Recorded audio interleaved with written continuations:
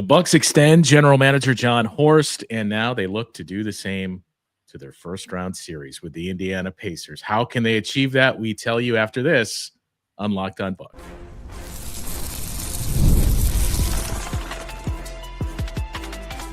You are Locked On Bucks, your daily Milwaukee Bucks podcast, part of the Locked On Podcast Network, your team every day. Welcome into Locked On Bucks. I'm Justin Garcia, joined as always by Camille Davis. We thank you for making this your first listen of the day. And for checking out the Locked On Bucks newsletter, you can still sign up for free at lockedondaily.com to get your day started with that free Locked On Bucks newsletter. Today's episode of Locked On Bucks is brought to you by Monarch Money. Take control of your finances with Monarch Money. Use the code LOCKEDONNBA at monarchmoney.com for 50% off your first year. All right, Camille, we thought this would be more of a looking ahead to Game 3 tonight, and that was all we pretty much had planned until yesterday afternoon, late morning, to get the news that John Horst has been extended with a multi-year deal for the Bucks to remain their general manager. I know there's a lot of other conspiracy theories and discourse that is out there, but I take this, there's no other way in my mind to take this then as good news for the Bucks to at least keep that consistency and continuity in place and to, oh, by the way, keep somebody involved in your organization at the level he is that is one of the few remaining guys that has those long-standing ties to Giannis Antetokounmpo. So when you saw the news, what was your thought on it? My first reaction was like, oh, okay, so we're doing this right now during the playoffs. All right, cool. Have something locked up. Because I remember, was it last season or year before, where it was the Pistons who were like, we kind of want to talk to John Horst. So like, yeah. It's like, I know his name tends to be out there for other franchises looking, for a new GM. So here in the Bucks time, I was like, okay, that's kind of cool. And then I started seeing some of the reactions to it. And that's what caught me off guard even more than the news of his signing, which I can get, like, the draft record hasn't been spotless, although the Bucks haven't had prime draft, positioning in quite some time. So like, I can get that, like, yes, can definitely say that. And he's had some misses along the way, but I love the fact that Horst actually takes the chance in the first place. So I'm cool with it. It's nice to have that consistency there in the front office going forward. And if it's something that helps Giannis continue to feel comfortable here in Milwaukee, absolutely go for it. Yeah, I was surprised to see it, and it was a good surprise too. Not like, oh man, because you mentioned keeping that continuity and consistency in place. He was one of John Hammond's lieutenants basically, and has that deep relationship with Giannis as well. And your last point too, John Horst, he's pulled off a lot of coups, I think, here for the Bucks that we can look at the draft picks, and that's fair to say they have not really panned out. It was June of 2017 when he took over as the GM. So it was the DJ Wilson pick was his first. Yeah. Not great, right? But Dante DiVincenzo, you clearly had something there. We can say, well, why'd you trade him for Serge Ibaka? Fair, but you brought in a guy like Grayson Allen that made Dante DiVincenzo expendable. In hindsight, with the benefit of that, yes, you would have rather had Dante DiVincenzo than Grayson Allen. The rest of the way, though, as we've mentioned quite a bit, Kevin Porter Jr. was technically a first-round pick of the Bucks, but you look at the other names like Jordan Nwora, that was a second-round pick. Marjon Beauchamp, that was 24th overall in the first round. Chris Livingston, 58th pick in the second round. AJ Johnson, 23rd pick in that draft. So to your points, no, it's not a sterling track record in the first round of the draft, or in the draft period, I should say. But also look at where the Bucks have been picking: 23rd, 58th, 24th. Didn't have a pick. 45th, 17th a couple of years in a row, and that was it. So it was really just those first 2 years that they were inside the top 20 that John Horst was choosing. Yeah, and I give John Horst credit for being a guy who will take chances. Like, trading Greg Monroe and the picks to get Eric Bledsoe, which then Eric Bledsoe became Drew Holiday, and Drew Holiday then became Damian Lillard, and then just the moves around the perimeter. Like, not every move Horst made was a hit. We know that for sure. But I'm always going to give him the credit for, trading 2 DJs for a PJ going forward. Just, I like the fact that he's an aggressive GM. He's not going to sit on his laurels if he doesn't have a choice but to. Like, he's going to go out there and try to make some things happen. So I'm cool. Like I said, I'm cool with Horst still being at the top dog for the Bucks. I like the consistency that it brings. So yeah, I'm cool with it. I didn't really have a big reaction outside, like, okay, cool. Like we can keep moving now. Like, that's sold up. You don't have to worry about that in the off season. One less thing to worry about. You know who's going to be running the command ship here. So let's just keep it moving. Yeah. I think there's more good moves than bad moves in there in the John Horst arsenal. To no surprise, that is not the consensus in the chat, but that's fine. Let's just overlook trading for Drew Holiday and the other moves, the PJ Tucker deal, as you mentioned. The way that you got Damian Lillard, the results have not been there that you've expected, but nobody had the Bucks on the radar as a chance to get Damian Lillard with the assets and all the attention focused on the Miami Heat. So we've seen John Horst's willingness to leave no stone unturned and pull off some moves that none of us envisioned. I just think it's also probably parts of a lesson that you learn from making that coaching change is what's plan B? What's your other option here? What are you moving on to if you have something that is a quantified value here, that how it has produced? What are you moving on to? Because that plan better be good, because coaching changes, any type of personnel decisions like that, it can set you back so far to have to undo an incorrect move. And I think that was probably a small modicum of this too, of, hey, we learned the last time we made a coaching change, it didn't work out, didn't yield the results that we were looking for, and we're still recovering from that. Yeah, we are. And we are recording this live on YouTube, and I just have to call out Saul's comment here of, we overpaid for Drew. We got a championship with Drew Holiday being here. I cannot say that Drew Holiday is an overpay when it resulted in a championship. Like, I just can't. I can't say nothing is an overpay if it resulted in a championship. Like, hey, it might have set you back going forward from that point. You might have been mad at the trade for Drew for Damian afterwards, but to say that Drew Holiday was an overpay and then led to a championship, I can't agree with that. And again, not perfect. I'm not saying that at all, but I am saying that I like the fact that Horst can be aggressive, that Horst doesn't rest on his laurels, that he'll go out there and make a move. So at this point, it's going to be interesting to see how he continues to work going forward, knowing that the Bucks do have less in their asset cabinet at any point than they've had before. So how do you continue to make that work? So it's a job for him to figure out. And we now know it's going to be happening with the Milwaukee Bucks with this extension.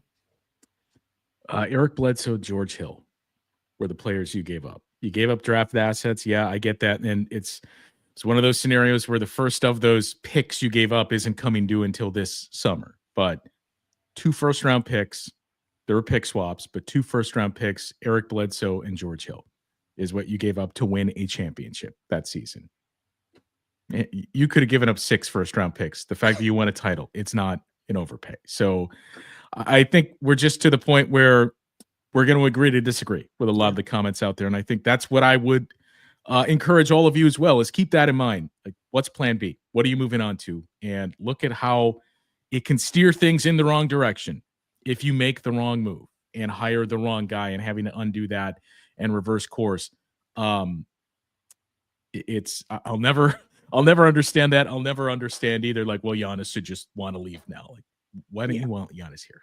Like, you should want to make this better with Giannis on the roster. And I think John Horst is your best chance of doing that with the moves that he's made past couple of years here. So that was the news to start the day yesterday, that John Horst extended. We never know what the length is on the contract for general managers, not just with the Bucks, with just about every team in the league, but a multi-year extension. So as we said, a good thing for the Bucks to keep John Horst in tow, as you may now be pivoting to a different era of Bucks basketball with the way that contracts are set up on this current group and the age of a lot of those guys. So this going to be an interesting era to enter here for the Bucks. Hopefully not early next week. Hopefully we're still pushing that down the road as far as possible. We heard some more thoughts from Doc Rivers, and Camille, if we said the chat was up and at it today and already against the John Horst move, I'm guessing they're going to be against some of what Doc Rivers had to say at practice yesterday as well. So we'll revisit some of those, what we take from it, and start to get you set for game number 3 tonight between the Bucks and the Indiana Pacers. Coming up next on Locked On Bucks. Ever check your bank account and wonder, where did all my money go? Between dining out, online shopping, and entertainment, it is easy to lose track. That's where Monarch Money comes in as your personal CFO, giving you full visibility and control over your finances. Monarch Money isn't just a budgeting app. It's a complete financial command center. You can track all of your accounts, investments, and spending in one place, so you stop just managing your money and start building wealth. When you start using Monarch Money, you'll realize how much you're spending on things like food deliveries, and it helps you budget smarter and save even more money. And it makes collaboration with your partner smoother than ever, as you can track shared and personal accounts, set goals, and stay on the same page without the stress. Take control out of your finances with Monarch Money. Use the code LOCKEDONNBA at monarchmoney.com for 50% off your first year. That's monarchmoney.com, code LOCKEDONNBA for half off your first year. All right, the Bucks returned to practice yesterday, Camille, and all the discourse going into this was Bucks have to make some changes to the starting lineup, to the rotations. The comments we heard from Doc Rivers after game 2 seemed to hint at that as well, as Doc was pretty upfront of, yeah, we've looked at everything. We know what we got to dig into. I'm assuming the answer is yes. Did you have a chance to hear Doc Rivers' post-practice press conference yesterday? I did. And I was wondering if what Doc was saying was how he actually felt about the situation, or if there was some gamesmanship here. So it seemed to contradict a little bit of what he was saying right after game 2 of like, this isn't working. We need to figure this out. And then in the presser, he's just kind of like, well, we thought about it, but we'll see what we actually do here. We don't have to make a move just to make a move. Like, Well, let's just rip the Band-Aid off. We also asked about some of those changes. Here's one of Doc Rivers' responses. Sort of same lines, obviously down 2-0, everybody knows the situation. Yeah. What is kind of the message to the team in the sense of not trying to do? Well, we just can't overdo it. We can't over-adjust. We can't overdo anything. We like our team. We're at home, and now we got our crowd there. But our crowd, they're going to be amazing because they've been amazing. We got to match their energy and surpass that. And I think you'll see that.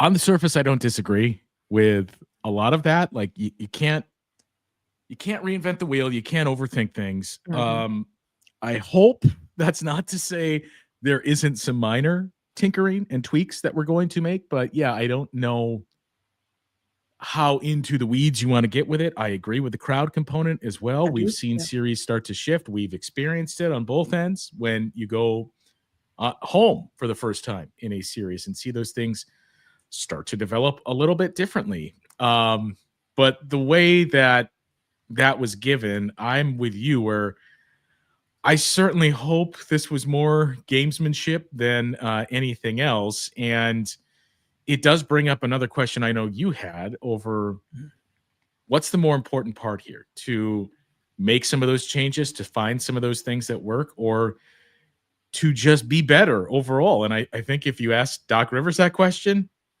I think we know what his answer would be. Just defensively, what do you want to see adjustments? What do you guys kind Yeah, well, several areas. The no middle drives are killing us. That's just on the ball. Middle drives. I think they generated almost 40 points in middle drives alone. That's just mano when that's one of our number one rules. So that has to be taken away. We have to be better at the point of the ball on our pick and roll coverage. transition game 2 was fantastic. I thought we did a great job there, And then we can't have empty possessions offensively. I think we counted 17 empty possessions, and empty possessions for us is what we may have gotten a shot, but it was just bull crap. It was just not good offense. You can have 2. You can't have 17. So those 15 times, I think they scored on us at 13 of the 15 because no floor balance, bad shot, takes spirit away.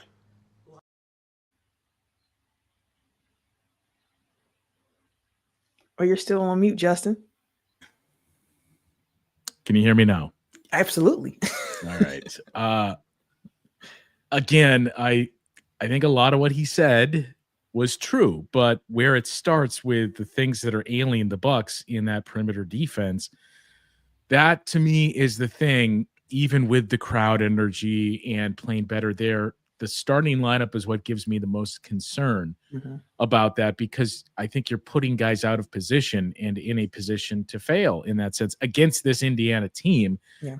As we've mentioned many times, every team, every matchup is different in the playoffs. This is why I said this from the start, Camille.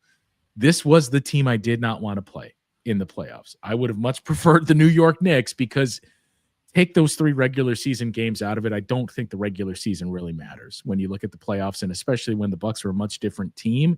2 of those games were early in the season. The one since the trades, neither of the 2 teams were healthy. But the Knicks play at a pace and style that is more conducive for the Bucks to match up against than this Pacers team does. And that's where you might be able to get by in the regular season with that starting lineup against some of those teams, when it's just, okay, we just got to minimize the damage here, and then we can turn to our bench and let them take control from there. You can't do that against top-tier teams and teams like the Indiana Pacers, who are just going to run from the onset. They're going to run, and they're going to play like a 5-out type of offense as well, which is going to spread out your defense to begin with. So the Doc comments, I agree wholeheartedly with him saying that they have to be better. And that was, like I mentioned, the question to you before we started recording of how much of this for the Bucks is we need to make adjustments. Is it in this realm of we need to adjust, or is it in the realm of we need to just be better, hit the do better button and execute better? We heard Bobby Portis mention it after game 2 of saying, like, we had a lot of game plan fails. Like, if we did what we were supposed to do, we wouldn't even be talking about how we were giving up offensive rebounds, because they wouldn't have gotten the chance to have that situation happen in the first place. And then you hear Doc saying, again, we have to guard middle. We have to be better. And I agree wholeheartedly with that, because even at times when the preferred lineups are in, there is still miscommunications. There is still at times overhelping. There is still at times, guys, where it seems like they're just a step slower than how fast the ball is moving. So, like, yes, there is definitely a component of this that is on the players to execute better and to play better. But I think the Doc Rivers part is pulling the right levers to make sure you have optimal lineups on the court that suit this particular series. So if game 3 kicks off tonight, yes, the crowd is going to be extremely important. If you're hearing my voice right now and you are going to game 3 in Fiserv Forum tonight, 1, wear that green. 2, be really, really loud. Like, lose your voice tonight type of loud in Fiserv Forum. It is going to be needed. But if we don't see a change to that starting lineup, I cannot lie, Justin, that's going to be a gut punch of like, wow, like we're just going to roll this out here one more time again. As the series is starting to wind down, as we have seen certain combinations don't work. And that's going to be one of those things where starting the game, I'm just going to be a little bit winded of like, man, I can't believe we're running this back wholeheartedly one more time.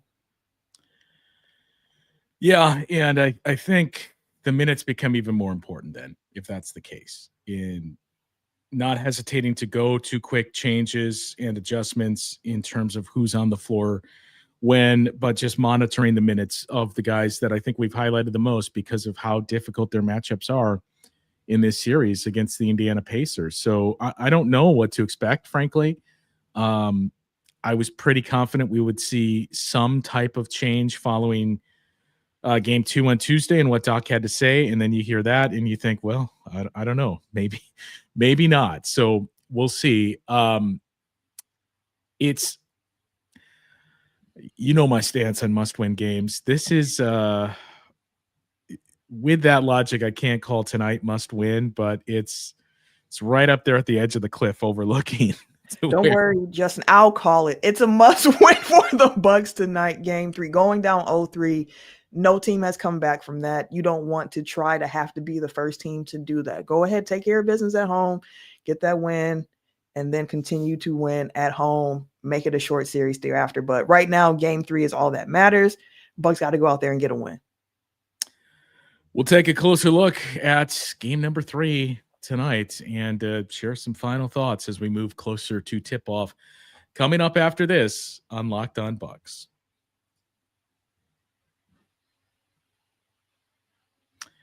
Camille, are you in the predictions business?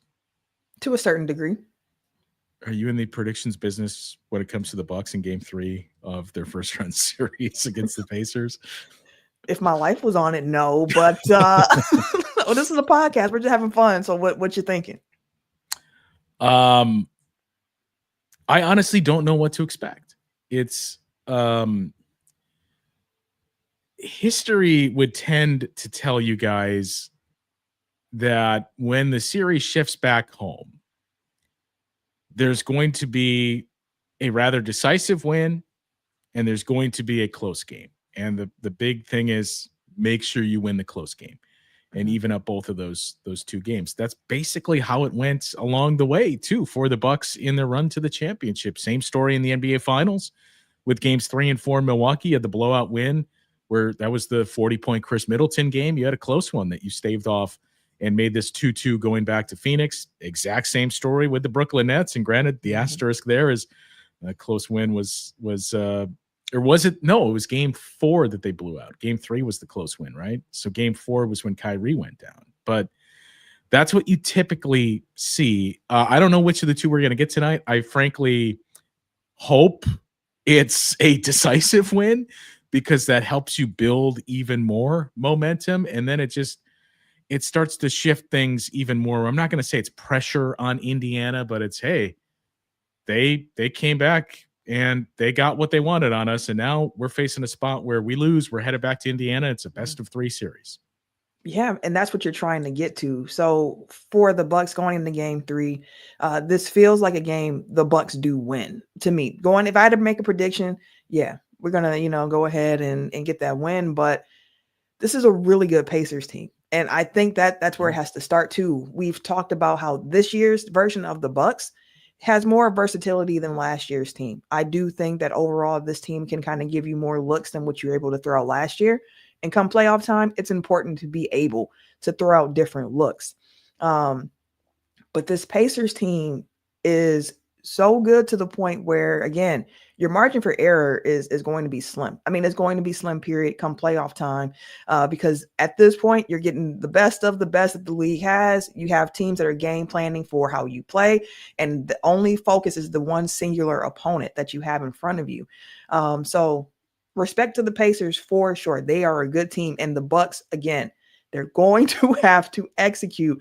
And that's the part when I'm watching this team that makes me want to like pull my hair out at times of watching them. And it's just like, we're seeing it. And I know things are happening quickly on the court, but it's like, they just have to tighten up. And tonight is where it starts, because if you come out here and you get this win, like you said, it doesn't put pressure back on India necessarily, but at least for the Bucks, it gives you a little bit of breathing room of like, okay, it's first to 4. They got 2, we got 1. It's not, they got 3, we have nothing. And now we got to try to win 4 out of 5 games. Like it shifts. And that's why the series component of the NBA is so fun, where it's like, it can feel one way after 2 games. It can feel completely different after 4, depending on how everything goes. So yeah, Bucks have to win game 3, in my opinion. And I'm going to be hesitant to see if they can do it if there are no changes whatsoever. But again, we have seen things moving into the right direction in the sense of minute allocation. Now it's just kind of the lineup combinations and who's out there at the time. So that series in the finals, and granted, that was a better Bucks team than this group that we have here. You lost game 1 in Phoenix by 13 points, and going off of memory, I think that was the game that pretty much felt similar to game one in this Pacers series, but you lost that one by 13. You lost the next one by 18. I think that was the rough shooting game for the Bucks, and you just looked around and thought, like, man, I don't know. Is this it, that we had this type of storyline where Giannis improbably comes back from what appeared to be his knee exploding? You get to the finals, and man, now you're down 2-0. That was the game that Phoenix shot nearly 50% from the field and shot 50% on threes, making 20 of them. Mm-hmm. So there was a lot of similar tones in that series, and you promptly blew the Suns out in game number 3 when the series returned to Milwaukee, and had that close win in game 4 to make this a best of 3 the rest of the way. And as we saw, the Bucks only needed 2 of those 3 games. So it has been done before, as bad as things can look. And again, there's other caveats when you talk about the injuries that took place in that series, but the Bucks were down 49 points in game 2 to the Brooklyn Nets and ended up losing that game by I think just under 40 points. Yep. So yeah, things can turn around here, but you have to execute, and it can't just be this naturally happens. Like some of the things that we've heard Doc and players say, those are the things that have to turn around here. You have to be a better on-ball defender, stop the Pacers at the point of attack. And the big thing is you got to limit the turnovers. We've seen, and that goes back to one of those comments Doc just made too, when you're doing that, when you're giving the Pacers live ball turnovers, you are playing with fire. Mm-hmm. You truly are. You can't give them, they want to run. So if you're giving them the ball up, they're going to take off. So you can't do that. They have to be sharper, take care of the ball a bit better. I'm hoping to, in game 3, being back home, I've mentioned before that a lot of times the home team's role players tend to play better. Role players play better when they're at home. So I'm hoping for a Kevin Porter Jr. who had a rough game too, especially at the beginning. I thought he did look better in his second stint in game 2, but someone like Kevin Porter Jr., who I identified as an X factor for the Milwaukee Bucks, has to be better. And that's not even just offensively with decision making, but can't let TJ McConnell beat you off the dribble. There has to be that pride there. And my hesitation from what Doc said after yesterday's practice of, maybe we don't make wholesale changes to the lineup. We don't want to make adjustments just to make adjustments.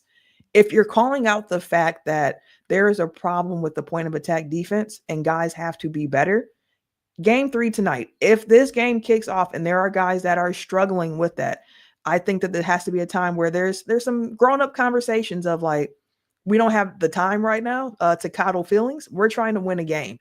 And if right now you cannot execute what we are looking for you to execute, you got to hit the bench. We're going to put someone out there who can actually do that. So for this Bucks team, I've mentioned sometimes every series isn't for everybody. Roles change from series to series. And right now, the most important thing in front of you is trying to win game 3. So the Bucks have got to do what it takes. Feelings be damned about what it takes to win game 3 tonight. So all in all, again, I picked Bucks in 6 in this series going into it. I had a level of confidence that this team could beat the Pacers if they execute it properly. And they just got to start to do it. They have to start to do it. And one thing I would like to say as we get ready to wrap up here is I need more AJ Green.